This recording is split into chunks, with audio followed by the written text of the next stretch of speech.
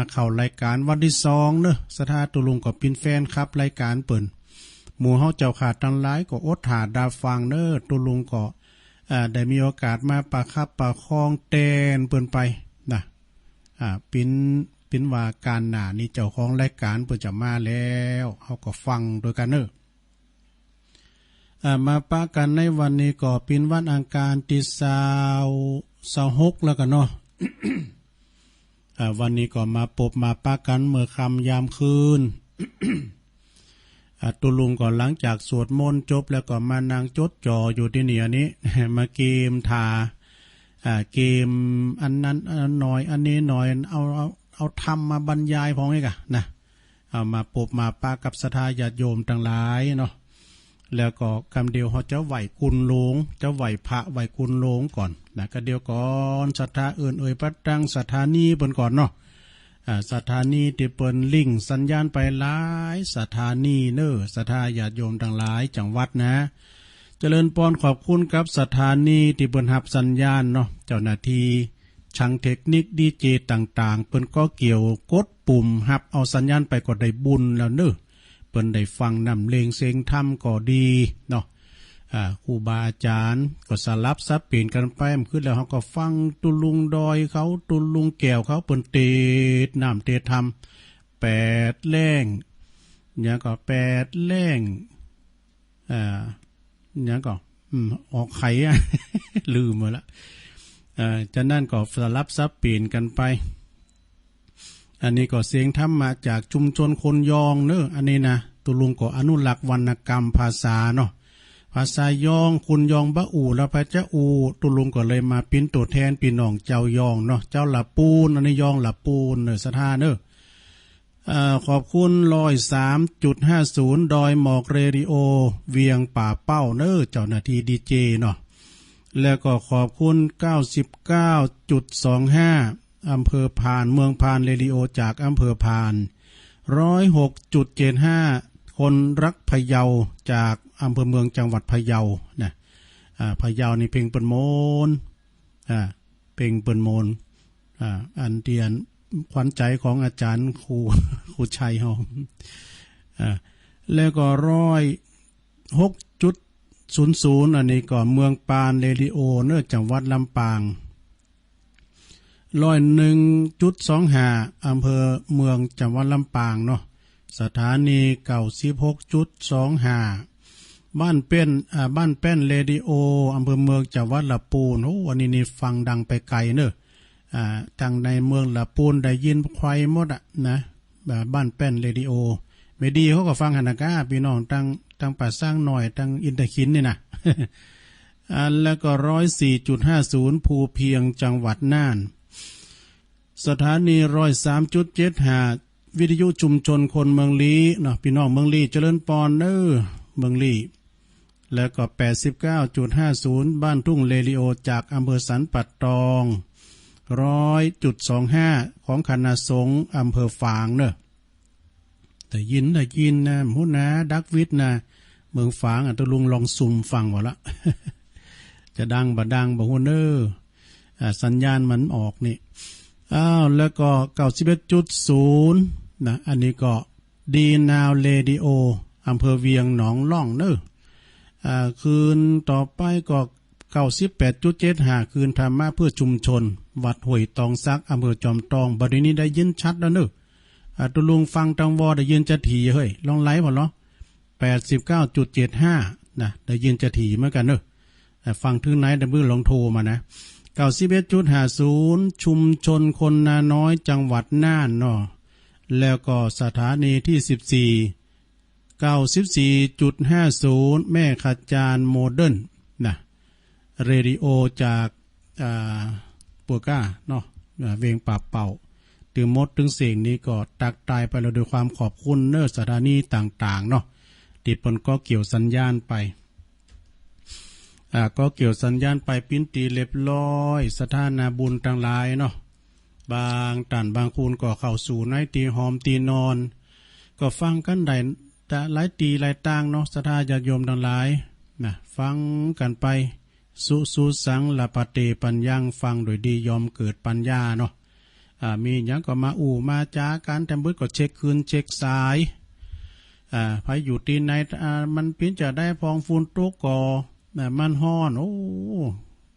บัดเดี๋ยวนี้อากาศมันไข่ฮ้อนเก๋บ้านเนอสะท่าคุณเราคุณเก๋เขาก็จะไปละน้ำเด้อจิบน้ำไปเตือนหน่อยจะไปกินบึกลำไปเอาแอมไว้ขี้ข้างเนาะจะไปกินหนักกินหลายเอาแอมไว้นะกินตัวไปนะตอนนี้ไปเพื่อความพินสิริเป็นมั่งกันละปินมงคลตุลุงจะไหวพระกันเนอะแล้วก็จะสวดกุ้นหลวงนะสวดกุ้นหลวงได้ยินข่าวว่าอันเปิ้นจะสวดอันนี้ด้วยนะเนี่ยก็เนี่ยปุ้งสังขารพี่น้องตังเม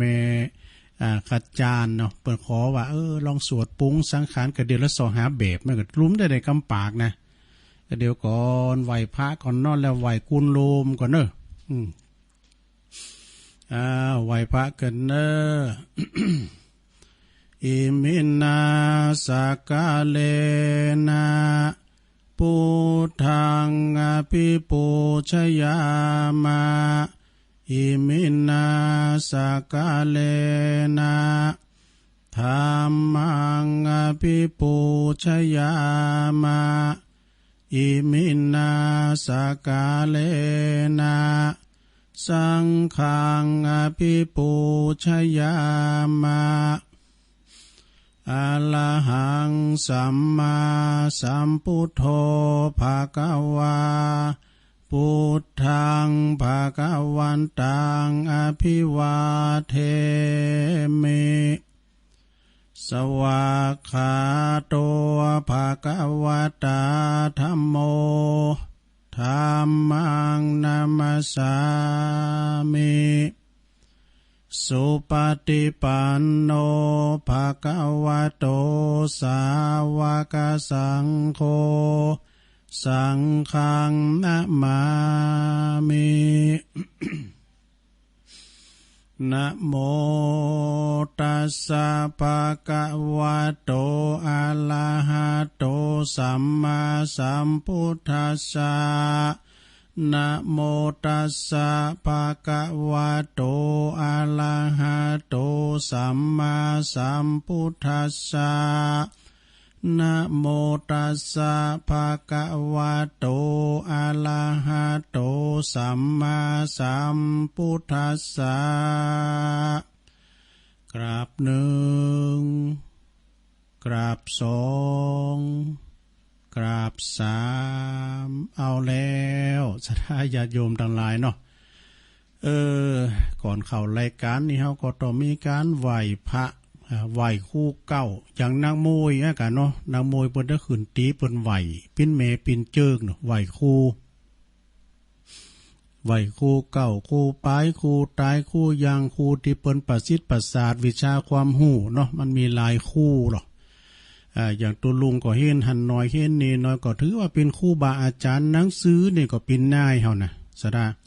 หนังสือแต่ละตันที่เปิ้นเอามาหือก็ดีหลวงปอบุญปันก็ดีท่านพระครูอภิวัฒนวิกรมแม่น้อยเขา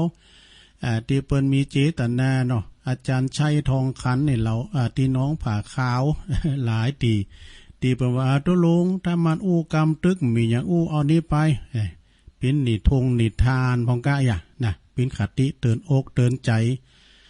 ก็เอามาว่ากันไปเนาะเราสู่จู้กันฟังบางทีก็ซ้ำเก่าซ้ำใหม่ปองก่อมพินหยังอนัสดาญาติโยมตุดเจ้าตุ้นหนึ่งเอามาว่าแล้วครูบา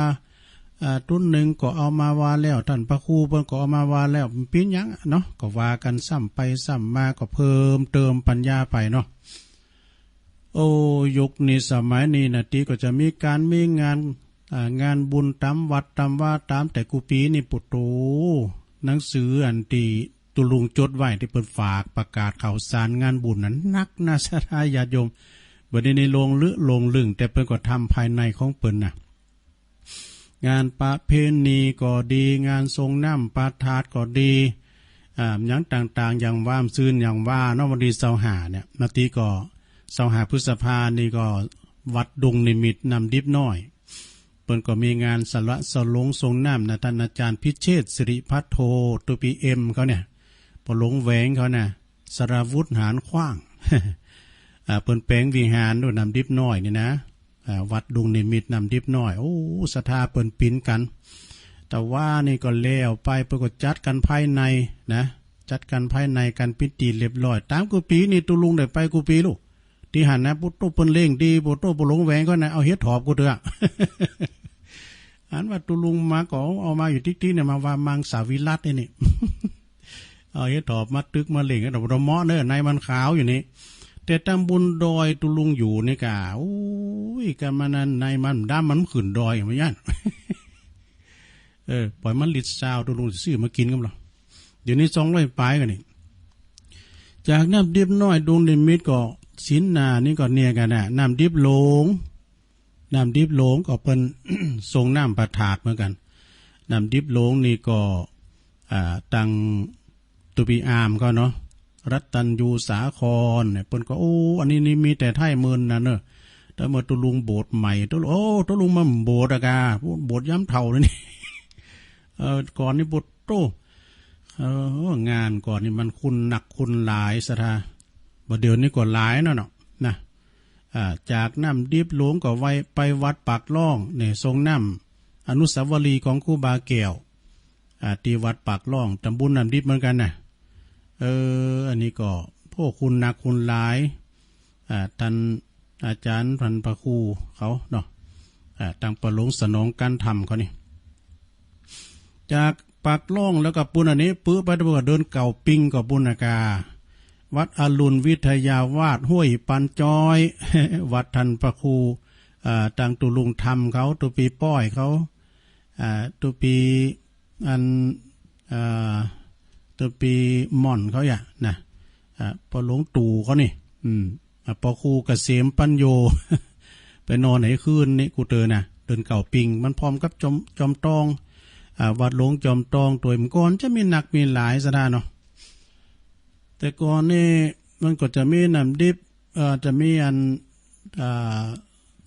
นี่กับบันหวยจอมตองพระบาทตักผ้าประทัดโดยน้อยป่าบุกนี่มีแต่ไทยมุนเหมือนกันเนอะนะที่ประสงค์น้ำพระธาตุเนี่ยแล้วน้ำดิบนี่มันตรงกันหลายตีเนอะว่าจะเป็นวัดตาตุ่มก็ดี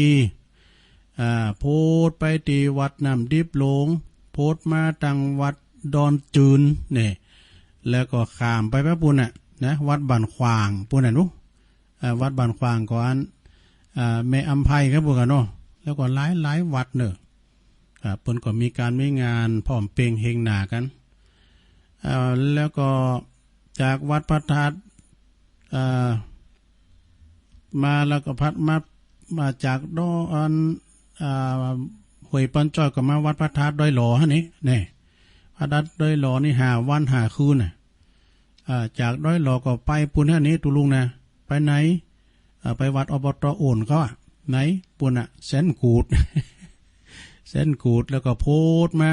ก็มงคลว่าลารามลองเคอกวาวเนี่ยวัดตุปีสาครเขาหรือว่าต่างกันแม่โบยินก็นะปินตะอุ่นก็จ้างหันก็มากูงูลืนพดวัดตูนพึ่งดู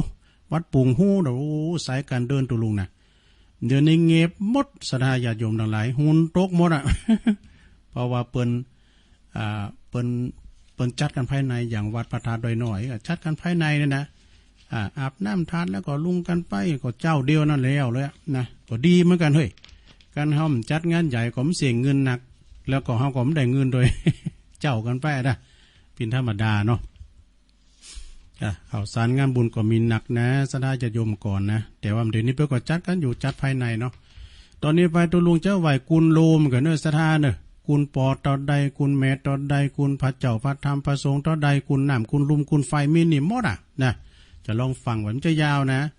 เปิ้นก็ตั้งนะโม3จบแล้วตั้งนะโมเจ้าแล้วเนาะเปิ้นก็จะว่าเอกสาธุสาธุสาธุกาแด่พระเดี๋ยวกันเนอะ สาธุสาธุสาธุกาขอยกมือ10 นิ้วขึ้นตั้งวางกิ้วไก่เกาเกษาข้าจะขอนำมาสาการไว้พระคุณพิตา21คุณพระมารดา12คุณพระแม่โพธิ์ศพ39 คุณพระพุทธเจ้า56คุณพระธรรมเจ้า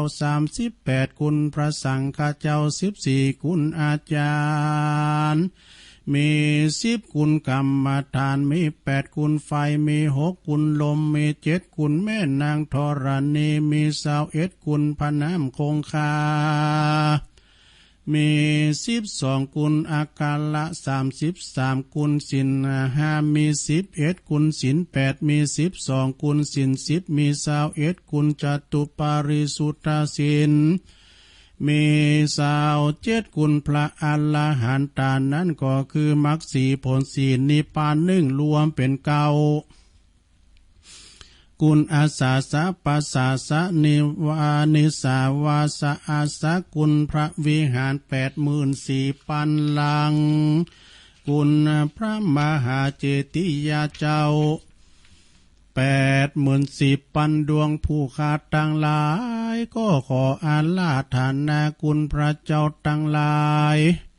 กุลเจ้าตั้งหลายเหล่านี้จงได้มาเป็นซอยประดับสำหรับกายอันพระเสริฐเมื่อผู้ขาตั้งหลายจักดับจิตเสียงชีวิตในสังขาร